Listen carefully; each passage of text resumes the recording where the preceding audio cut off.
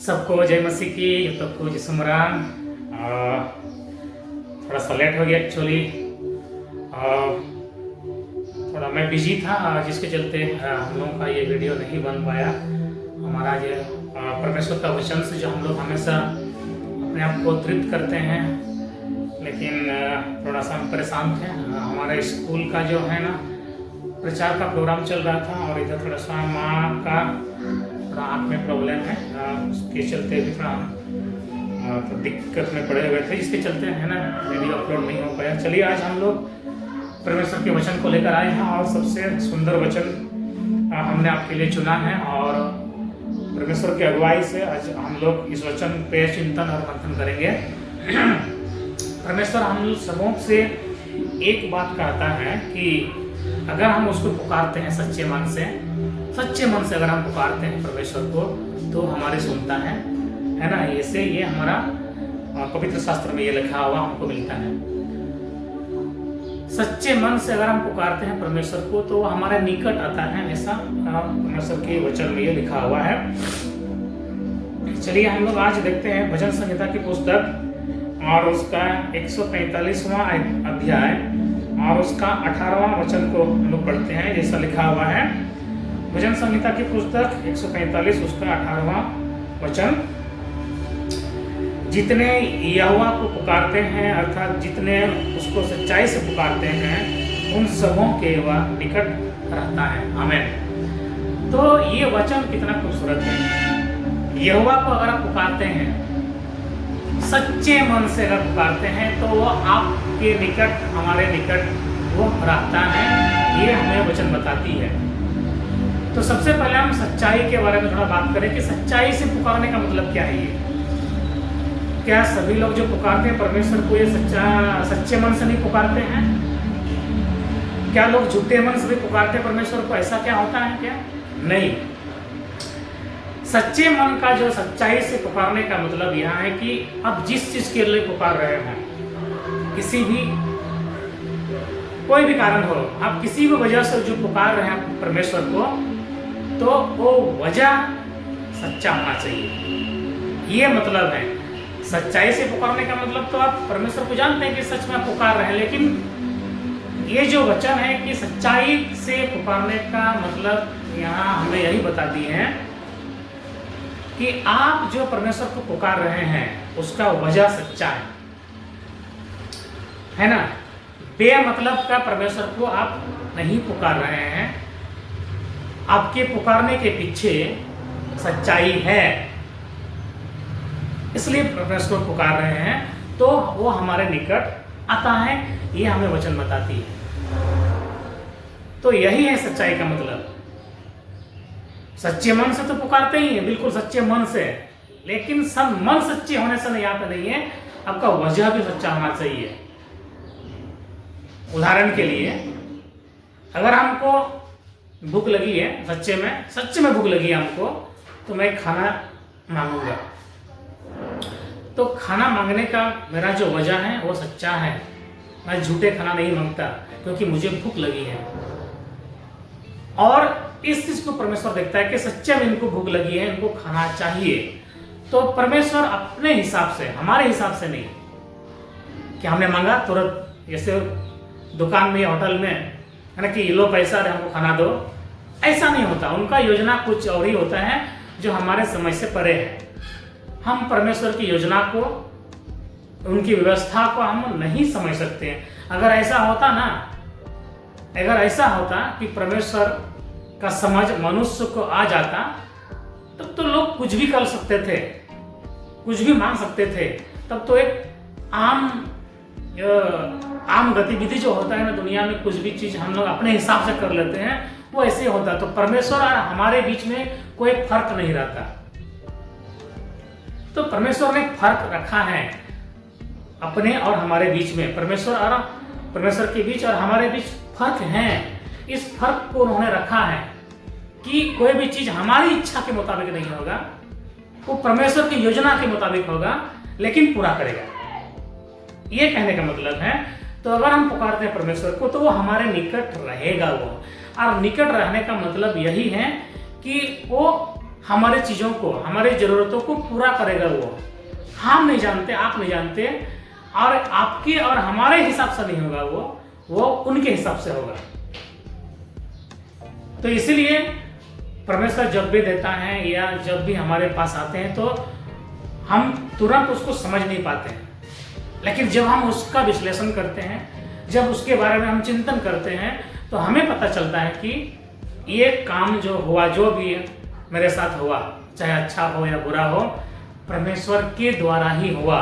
ये हमको पता चल जाता है बाद में। आपको कई सारे ऐसे उदाहरण मिलेंगे जो परमेश्वर के भक्त हैं, जो परमेश्वर से डरते हैं, जो परमेश्वर को पुकारते हैं, उनके साथ जो घटना घटी है, जब उनके गवाही को आप सुनेंगे तब आपको पता चलेगा मेरे साथ भी ऐसा हुआ है। हमारी भी बहुत सारी जरूरतें हैं, लेकिन परमेश्वर को पता है कि कौन सी जरूरत मेरे लिए सबसे महत्वपूर्ण है। वो अपने प्रायोरिटी के हिसाब से हमारी जरूरत का जो पहला स्थान है क्या है, वो परमेश्वर जानता है कि हमको पहला कौन सा चीज़ों की जरूरत है। तो परमेश्वर वो उसके हिसाब से उसको पूरा करते हैं, ना कि हमारे हिसाब से। लेकिन हम तो इंसान है ना, हमको तो ये भी चाहिए, वो भी चाहिए, फलना भी चाहिए, ये हमको तो सब चाहिए, हमको ये भी मिल जाए, वो भी मिल जाए, वो भी मिल जाए, सब मिल जाए। लेकिन परमेश्वर की योजना में ऐसा नहीं होता है। परमेश्वर वो प्रायोरिटी को देखता है, वो प्राथमिकता को देखता है कि कौन सी जो है ना इनको पहले जरूरत है, वो उसे पूरा करता है। यही फर्क है हमारी सोच और परमेश्वर की सोच में।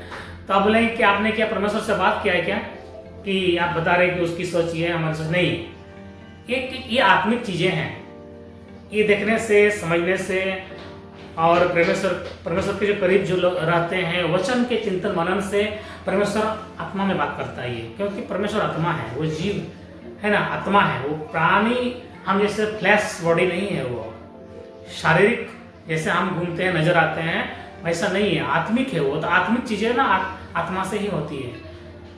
आपके अंदर, हमारे अंदर परमेश्वर का वास होता है। परमेश्वर ने खुद वचन में कहा है, तो वो बात करेंगे आपसे, आत्मा में बात करेंगे, और आपको पता चलेगा कि ये जो काम हो रहा है मेरे साथ, क्यों हो रहा है, कैसे हो रहा है, कब हो रहा है, ये सारा आपको पता चल जाएगा। तो इसलिए मैं ये बता पा रहा हूँ ये चीजें, क्योंकि परमेश्वर के वचन में है ये चीज। वो आत्मा है, वो आत्मा में बात करता है आपसे भी, सबसे, सिर्फ मेरे से नहीं, सबसे बात करता है। लेकिन वो समझ जो है ना आपको आ ही जाएगा जब हमेशा आप परमेश्वर के वचन को पढ़ेंगे और जब चिंतन करेंगे, तो आप अपने आप वो बात करेंगे। हमसे बात करती है, सबसे बात करती है, सिर्फ मेरे से नहीं, सबसे। परमेश्वर ने जिसको चुना है वो उनसे बात करता है। तो इसलिए मैं ये कह सकता हूँ कि परमेश्वर जो भी काम करता है अपने योजना के हिसाब से करता है, अपने अनुसार करता है वो। तो इसलिए जितने भी लोग सच्चा मन से पुकारते हैं, उनको यही कहते हैं कि जितने यहोवा को पुकारते हैं, अर्थात जितने उसको सच्चाई से पुकारते हैं, उन सबों के वह निकट रहता है। निकट रहेगा मतलब आपको मुसीबतों से बचाएगा। हमारे परिवार में अभी भी मुसीबत है ना, तो मुसीबत तो रहेगा ही। दुनिया तो मुसीबतों का ही जाल है, मुसीबतों का ही जड़ है ये दुनिया, तो रहेगा ही मुसीबत। इस परमेश्वर के वचन में कहा है कि आप इससे बाहर नहीं जा सकते हैं, मुसीबतों से आप भाग नहीं सकते हैं, मुसीबतें आएगी। बाइबल में तो ऐसा लिखा नहीं कि मुसीबत खत्म हो जाएगा। बाइबल तो स्पष्ट कहती है कि मुसीबतें आएगी, लेकिन मुसीबतों को पार करने वाला परमेश्वर होगा। आमीन। यही है, मुसीबतें आएगी। परमेश्वर ने कहा मुसीबत आपको यहाँ रहे, जब तक आप यहाँ से नहीं जाते हैं, इस संसार को छोड़ के नहीं जाते आप, तब तक आपके जीवन में, हमारे जीवन में मुसीबतें आएंगी, ये वचन कहती हैं। लेकिन उस मुसीबतों को पार करने के लिए परमेश्वर हमारे निकट रहेगा और मुसीबतों से हम आगे निकल जाएंगे। यही है इस वचन का सच्चाई। तो और सच्चाई से पुकारने का मतलब यही है कि हमारा वजह कितना सच्चा है, मांगने का कारण हमारा कितना सच्चा है, तो परमेश्वर हमारा निकट रहेगा और उस परिस्थिति से हमको निकालेगा आगे। चाहे कुछ भी तरीका से हो, वो परमेश्वर तरीका निकालेगा, कुछ ना कुछ तरीका निकालेगा। वो हम नहीं समझ सकते, आप भी नहीं समझ सकते, तरीका निकालेगा, लेकिन निकालेगा आपको वहां से, उस मुसीबतों से। हमारे जीवन में मुसीबतें आती हैं, मुसीबतें आई बहुत सारे, हम वहां से निकलते जा रहे हैं, आगे जाएंगे, मुसीबत आएंगे, फिर निकलेंगे, मुसीबतें आएंगे, आज भी मुसीबतें हैं, लेकिन परमेश्वर उससे भी निकालेगा। तो दोस्तों, हमारे प्यारे भाई बहनों, हमें निराश होने की जरूरत है, घबराने की जरूरत नहीं है। परमेश्वर हमारे साथ हैं। सच्चे मन से अगर पुकारते हैं, सच्चे हृदय से पुकारते हैं, सच्ची वजह से पुकारते हैं, तो परमेश्वर हमारे निकट हैं और हमको पार करेगा वहां से। अगर परमेश्वर पार नहीं करता ना तो अभी हम जिंदा नहीं रहते, आप भी जिंदा नहीं रहते, आप यहाँ तक का सफर तय नहीं कर सकते थे। परमेश्वर हमारे साथ हैं तभी तो हम यहाँ तक आए हैं ना। अगर परमेश्वर हमारे साथ नहीं होता तो हम यहाँ तक नहीं आ सकते थे। तो आप कहेंगे कि और भी तो लोग आ रहे हैं ना, बिल्कुल आ रहे हैं, लेकिन आपके और हमारे और उनके बीच में आपको फर्क देखने को मिलेगा, फर्क देखने को मिलेगा। मुसीबतें सबके साथ हैं, दुनिया है तो यही है, मुसीबतें होंगी, लेकिन परमेश्वर पे भरोसा करने वाले लोग उन मुसीबतों को पार करेंगे। और पार करने वाला कौन होगा? परमेश्वर होगा। तो इसलिए अगर हम सच्चे मन से पुकारते परमेश्वर को तो हमारे निकट रहेगा वो और हमें पार करेगा। इसलिए प्यारे दोस्त, हमें घबराने की जरूरत है। हमारे साथ पिता है, हमारे साथ परमेश्वर है, हमारे साथ प्रभु हैं, हमारे पास यीशु मसीह है, हमारे साथ पवित्र आत्मा है। इसलिए हम हर मुसीबतों को पार कर सकते हैं। अगर हम उनको पुकारते हैं तो परमेश्वर हमको पार करेगा, हमको वहां से आगे निकालेगा, ये वचन कहती है। इसलिए हमें घबराने की जरूरत नहीं है और आगे चलते बढ़िए आगे चलते बनिए और परमेश्वर के करीब होने का कोशिश कीजिए। सबको यही मैं विनती करता हूँ, प्रार्थना करता हूँ, परमेश्वर से भी यही विनती करता हूँ कि हे परमेश्वर, हम सबों को तमाम तरह की मुसीबतों से आगे पार कीजिए। हमें हमेशा मुसीबतों से बचा के रखिए, मुसीबतों से झेलने का ताकत दीजिए, शक्ति दीजिए, ताकि हम लड़ सके उन मुसीबतों से। यही हम परमेश्वर से प्रार्थना करते हैं। तो चलिए सबको यह से कि आमीन। हमेशा परमेश्वर में आप बढ़ते रहिए। आमीन।